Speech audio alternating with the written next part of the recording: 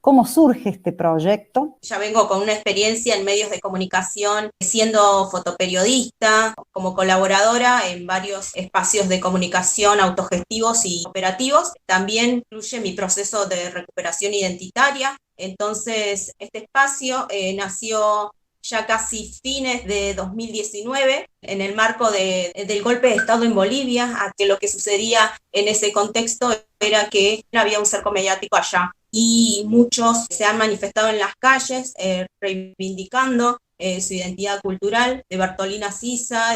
En medio de la calle ya veníamos dialogando con algunas hermanas, en las calles manifestando, yo cubriendo, hablando de la necesidad de poder crear un medio de comunicación en donde podamos ser nosotras protagonistas de la información, ¿no? Ser interlocutoras entre nuestros pueblos y la sociedad, de poder difundir con nuestra propia voz, nuestra propia mirada, los diversos acontecimientos y problemáticas sociales, políticas, culturales que nos atraviesan a nosotras.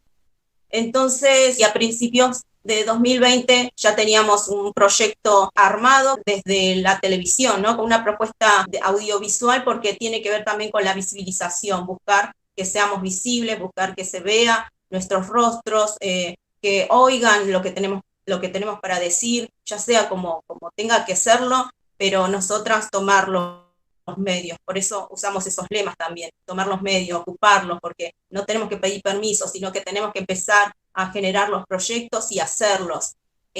Porque consideramos que faltamos en los medios, también que se nos vea como sujetas políticas de participación, de derecho en esta sociedad. Yo quería hacerte una pregunta, Laki. Vos mencionabas que un poco la militancia había comenzado en la calle, o al menos en lo que comprendí yo, ¿no?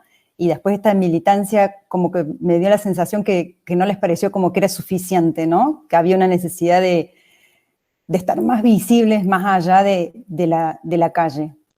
Sí, sí, se dio en la calle. Yo vengo aprendiendo la mayoría de las herramientas que tengo por medio de la calle, conociendo a las personas, ya sea en empresas, ya sea en organizaciones sociales y políticas. Tenía 26 años cuando empecé la universidad, lo hice después de poder, de estar con las condiciones económicas, después de tener una idea de lo que quería hacer, porque realmente mucho antes estaba con diversos problemas que tiene que ver con el racismo y el lugar que ocupamos nosotras, porque no nos dan como destino poder ser profesionales, más allá de que hoy haya mujeres indígenas profesionales, no es el lugar en donde comúnmente se nos ve.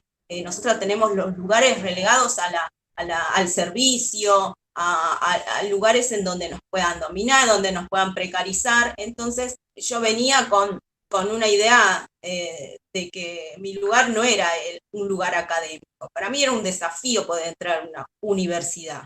Entonces, una vez que me pude empoderar de alguna manera para salirme de las estructuras académicas y empezar a pensar qué era lo que más me motivaba. Entonces, eh, los pueblos originarios, en las manifestaciones, a mí me empezó a interpelar, porque yo no me reconocía, al principio no me reconocía, y los acompañaba como una fotógrafa que buscaba que se visibilice estos problemas, ¿sí?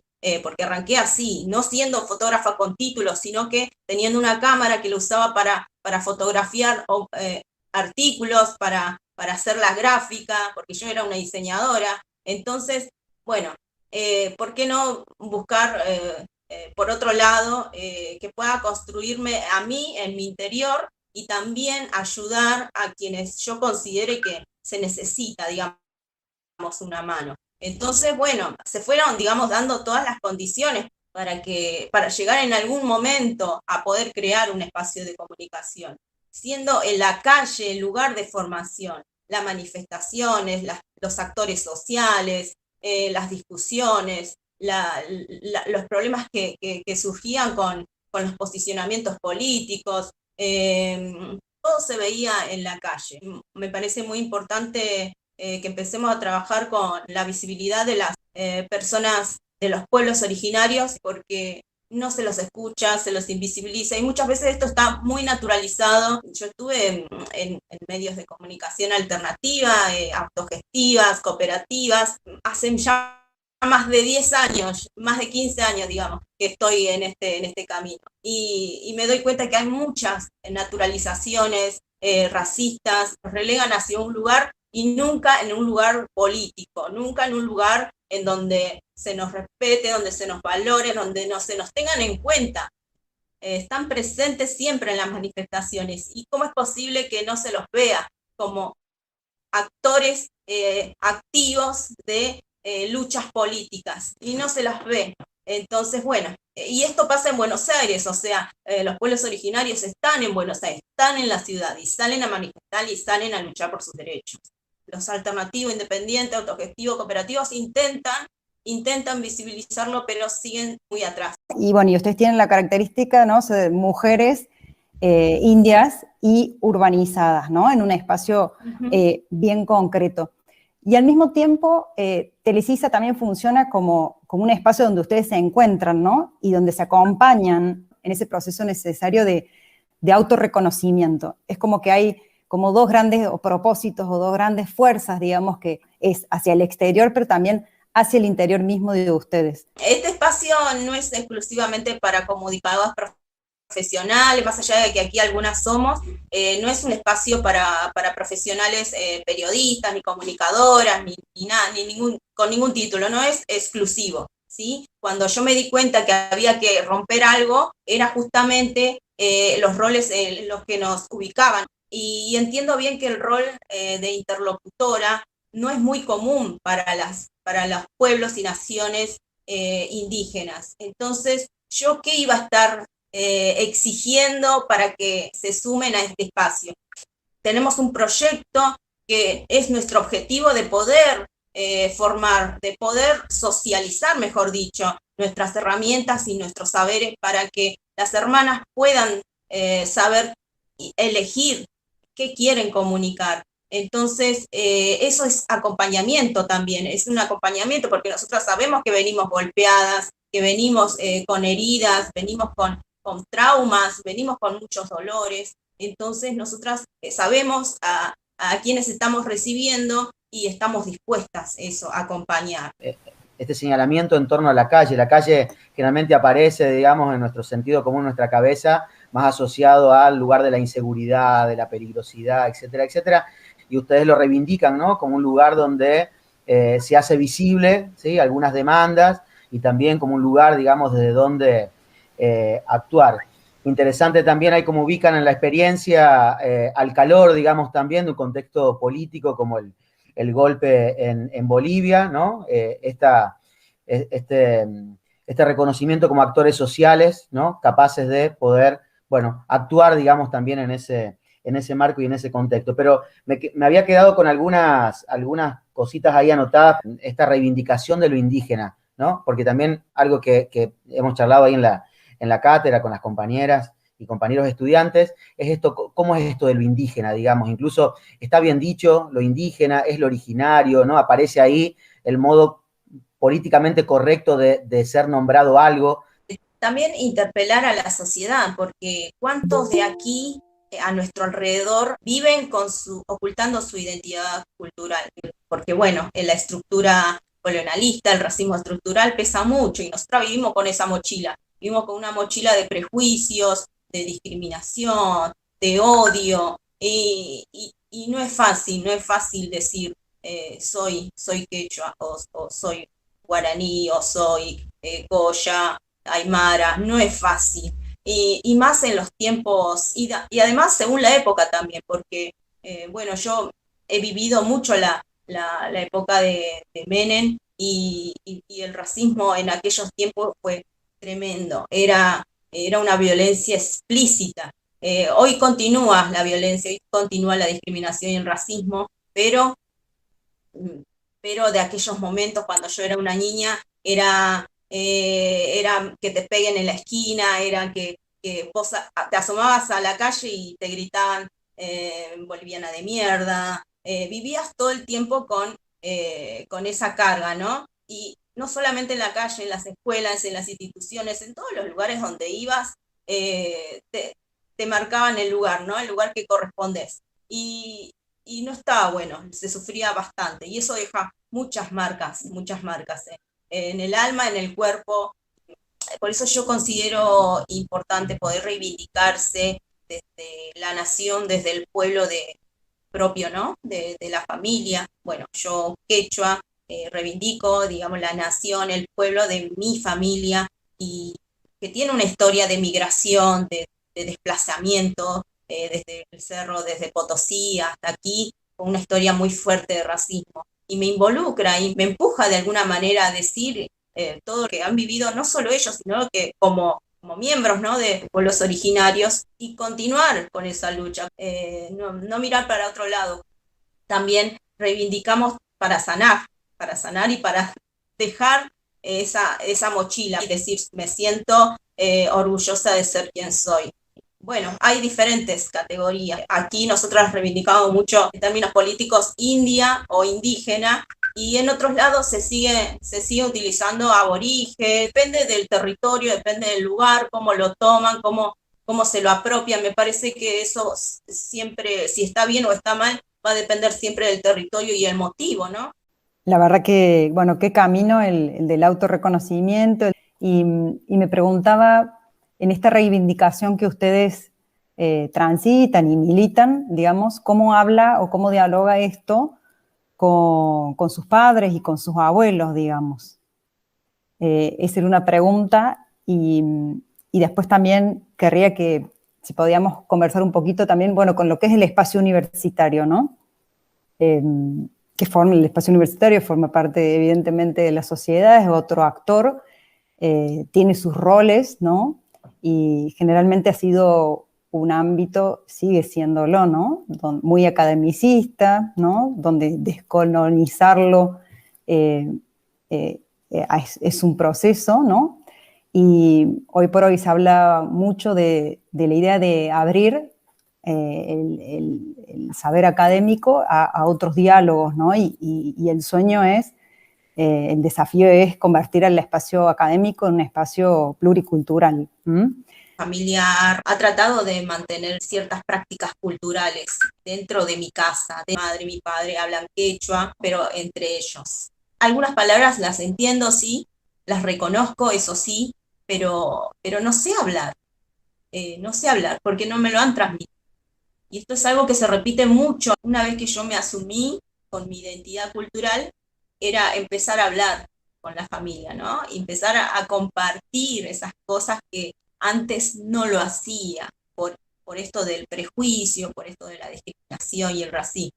Y abordarlo era como verles cómo les cambiaba la cara. Empecé a tener como, a retomar un vínculo que fue destruido durante toda mi vida, porque no estaba bueno hablar de la cultura entre nosotros. Yo si te empiezo a decir, a contar todas las situaciones racistas que hemos vivido, yo no voy a terminar aquí de contarles, pero yo me acuerdo de todo, punto por punto, las cosas que le hacían a mi familia, a mi papá, a mi mamá. Entonces hablar de la cultura no es fácil, en la mesa, en la casa.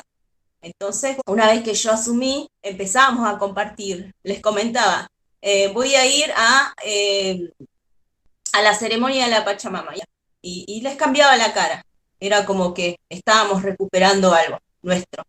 La cuestión participativa de los pueblos originarios como sujetos políticos, porque quizás sí abren una cátedra de colonialidad, y surge que, bueno, colgamos la huipala, invitamos a pueblos originarios a que sean partes del panel, pero hacen la ceremonia y se quedan ahí a un costado, ¿sí? Y no está bueno ese tipo de formas, sino que se les dé la voz, sino que sean partícipes también de esos programas, que tengan una participación activa. Pensaba en ese sentido cuántos mecanismos, digamos, también y prácticas desde las maneras más explícitas y más sutiles de blanqueamiento, de invisibilización, que operan en lo cotidiano, ¿no? En las instituciones, en nuestras familias, ¿no? En nuestras propias trayectorias y demás. Pero aparece ahí algo que a partir de lo que decía Laki, digamos, en esto de la residencia hoy, digamos, alguna de ustedes en la periferia urbana, ¿no? En la ciudad de Buenos Aires, digamos, en este caso, o en el conurbano, digamos, de la provincia, y ahí el sentido de lo comunitario. Pensaba, digamos, cómo se da la mano, si hay puntos de encuentro entre lo popular no indígena, ¿sí? O las comunidades populares no indígenas, con las comunidades indígenas. Uno espera que en los sectores vulnerados haya un poco de perspectiva intercultural, pero no sucede, que uno espera más trabajo porque hay personas que son militantes, que trabajan con estos pueblos y sin embargo quieren generar esos vínculos con nosotros. Y yo muchas veces me he ido espantada por situaciones de violencia sutiles, como por ejemplo cuando somos partícipes, cuando hablamos, cuando enunciamos una opinión y no somos tenidos en cuenta, no se nos escucha. Y eso una se da cuenta cuando expone una idea y te lo pasan, te lo dejan pasar, no te lo tienen en cuenta. Y además te cuestionan, cosa que no sucede cuando justamente una persona blanca enuncia una opinión y no es cuestionada, sino al todo lo contrario, es avalada, apoyada, tenida en cuenta. ¿Y qué pasa con nosotras? No se nos tienen en cuenta, se nos cuestiona además, y bueno, y eso hace que muchas veces perdamos la participación, hace que nosotras callemos más. Entonces, bueno, fui huyendo de estos espacios hasta encontrarme con mis hermanas, buscando también una cierta paz, una cierta armonía, pero también está atravesada por el machismo. Y por eso, bueno, nos constituimos aquí para trabajar muchas cuestiones entre hermanas, ¿no? Porque no solamente también tiene que ver la cuestión colonial, racista, el trato, ¿no? Sino también el machismo, el patriarcado. Y bueno, no solamente la mirada tiene que ser intercultural, sino también, bueno, antipatriarcal. Y eso tiene que ver, digamos, con el trabajo anticolonial, ¿no? No es anticolonial porque se despoja también de las prácticas patriarcales. Muchos de nuestros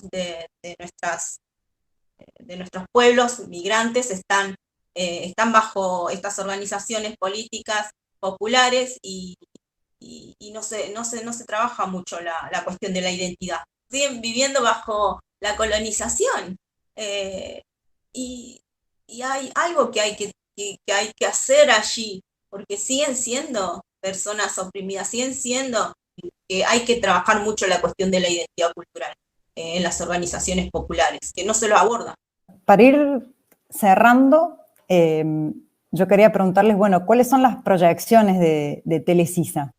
Seguimos con esta propuesta, con este proyecto de ocupar los medios y por eso estamos tratando de fortalecer un espacio de comunicación televisivo, poder tener nuestro espacio para generar contenidos. Y para ello también tenemos el compromiso de poder formar, de poder socializar nuestras herramientas de comunicación a hermanas que estén interesadas y de esa forma poder ejercer el rol de la comunicación. Nosotras queremos cambiar esa imagen que tienen sobre nosotras, sobre las mujeres indígenas y sobre los pueblos indígenas. Y para eso también hay que romper con esa idea de que las personas indígenas no podemos ser interlocutoras. Y por eso queremos tomar este rol de la comunicación, porque yo no nací con el sueño de ser comunicadora, ni ser periodista, yo no nací con eso, es más, siempre, bueno, tuve un perfil muy bajo, tiene que ver con mi personalidad reservada, pues soy muy reservada, pero fue para mí importante poder reconocer la importancia de romper paradigmas, romper esos moldes en donde nos tienen ubicadas, ¿sí? Entonces, para mí era un desafío poder construirme como comunicadora y creo que es posible para todas nuestras hermanas y nosotras necesitamos ese trabajo para próximas generaciones, para que puedan verse también en roles de visibilización y lugares de poder. Y consideramos los medios de comunicación un lugar de poder. Hoy por hoy es la segunda, digamos, potencia en el mundo, ¿no? Quien domina el mundo con los discursos. Entonces, no es caprichoso, digamos, elegir los medios de comunicación. Hay una intención estratégica, ¿no? Porque nosotros estamos en un campo de batalla, queremos combatir al colonialismo. Y bueno, la propuesta es esta. Vamos a ver cómo vamos en el camino fortaleciéndolo para que sea un espacio para nuestras futuras generaciones.